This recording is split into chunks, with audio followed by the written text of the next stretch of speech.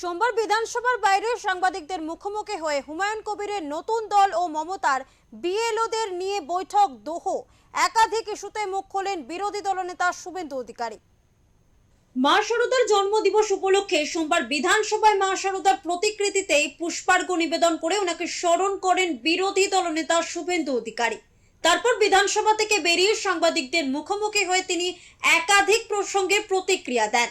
এদিন হুমায়ুন কবির হুঙ্কার দিয়ে বলেন, মুর্শিদাবাদে তৃণমূলকে খাতা খুলতে দেবেন না তিনি। এই প্রসঙ্গে শুভেন্দু অধিকারী বলেন, তৃণমূল বিপদে পড়বে, এ নিয়ে অস্বীকার করার নেই। তৃণমূলের কাছ থেকে প্রতারিত মুসলমানেরা সরে যাচ্ছে।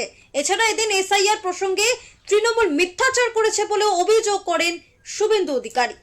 তৃণমূল বিপদে পড়বে এটা নিয়ে অস্বীকার করার কোনো উপায় নেই, কারণ তৃণমূল কংগ্রেসের কাছ থেকে প্রতারিত মুসলিমরা সরে যাচ্ছে এবং তারা কোথাও নওশাদের হাত ধরছে, কোথাও হুমায়ুন সাহেবের কাছে যাচ্ছে, কোথাও মিমের হাত।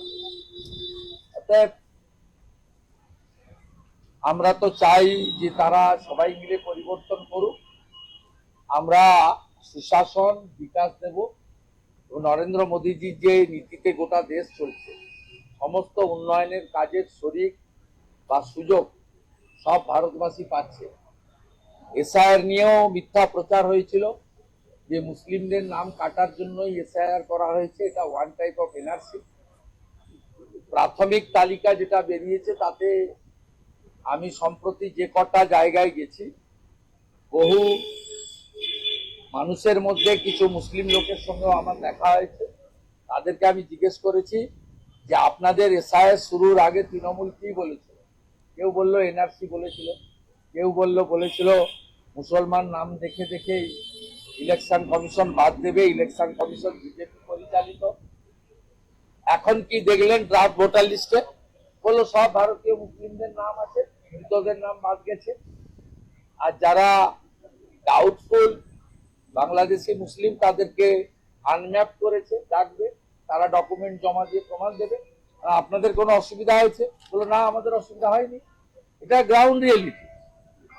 আমি ধন্যবাদ জানাবো যে মুর্শিদাবাদ, মালদা সহ একটা বড় অংশের মুসলিমদেরকে, তারা মমতা ব্যানার্জি মিথ্যাচারের ফাঁদে পা দেয়। এর আগে 19 সালে সিএ কে এনআরসি বলে বহু ক্ষয়ক্ষতি হয়েছে, বহু সাধারণ মানুষের ক্ষতি হয়েছে, ট্রেন বাস পোড়ানো হয়েছে। ওয়াকফ অ্যামেন্ডমেন্ট বিল যার পশ্চিমবঙ্গে মমতা ব্যানার্জি সর্বনাশ করে দিচ্ছেন, সেক্ষেত্রেও হরগোবিন্দ দাস, চন্দন দাসের হত্যা থেকে শুরু করে নানা জায়গায় ঘর বাড়ি লুটপাট, আগুন দেওয়া, এগুলো মানুষ দেখেছে। এসআইআর নিয়ে সবাই ক্লিয়ার হয়ে গেছে যে খুব স্বচ্ছতার সঙ্গে ইলেকশন কমিশন এই এসআইআর করছে, এটা নট নিউ। তাই মমতা ব্যানার্জির এই মিথ্যাচার এবারে আর কেউ খাচ্ছে না। পাশাপাশি এদিন নেতাজি ইন্ডোর স্টেডিয়ামে মমতা বন্দ্যোপাধ্যায়ের 6 নম্বর ফর্ম ফিল-আপের বিষয়ে বক্তব্যকে ভুল তথ্য প্রচার বলে দাবি করেন শুভেন্দু অধিকারী। তিনি বলেন, আপনাদের নেত্রী তথ্য জানেন না, পড়াশোনা নেই, ভিতরে ঢোকেন না, কান দিয়ে উনি দেখেন। আজকে তিনি নিজের রাজনৈতিক দলের লোকেদের বিভ্রান্ত করেছেন।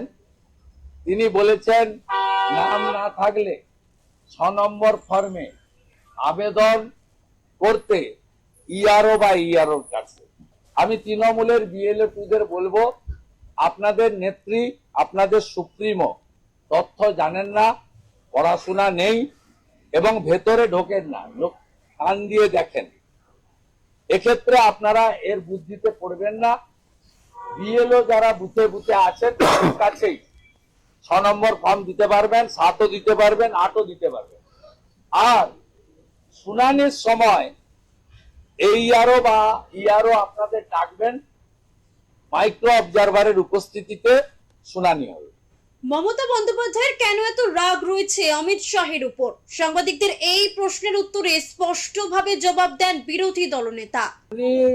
উনি যেভাবে ইলেকশন কমিশনকে ঠকিয়েছেন আরিজ আফতাবকে রেখে, সেই ঠকাতে পারছেন না, তাই রাগটা গিয়ে পড়েছে কেন্দ্রীয় স্বরাষ্ট্রমন্ত্রীর উপরে। যদিও ইলেকশন কমিশন সংক্রান্ত বিষয়ে স্বরাষ্ট্রমন্ত্রীর প্রত্যক্ষ কোনো রোল নেই, সবাই জানেন আপনারা। দ্বিতীয়ত, তিনি রাজীব সিনহার মতো চাটুকারকে বসিয়ে রাজ্য নির্বাচন কমিশনের মডেলে ভারতের নির্বাচন কমিশনকে চালাতে চেয়েছিলেন। সেগুড়ে বালি দিয়েছে ইসিআই এবং সিও দুটো অফিস। এটাতে ওনার খুব রাগ হয়েছে। ওনার রাগ হয়েছে ইলেকশন কমিশনের অফিসকে নিজের পার্টি অফিসে পরিণত করতে চেয়েছিলেন। এক চিঠিতে election commission shipping corporation of ইন্ডিয়াতে অফিস শিফটিং এর ব্যবস্থা করে দিয়েছে। ওনার রাগ হয়েছে সুব্রত গুপ্তদের মতো, মিস্টার মুরুগানদের মতো, ডি অর্জুনদের মতো আরো একাধিক আইএস অফিসার ওনার কাছ থেকে তালিকা না নিয়ে সরাসরি ইলেকশন কমিশন কেন এদেরকে স্টেট অবজারভার করে ইলেকশনে পাঠিয়েছে। উনি যেভাবে গত 6 বছর আরিজ আফতাবকে দিয়ে ইলেকশন কমিশনের অফিস চালিয়েছেন, সেটাতে চালাতে পারছেন না।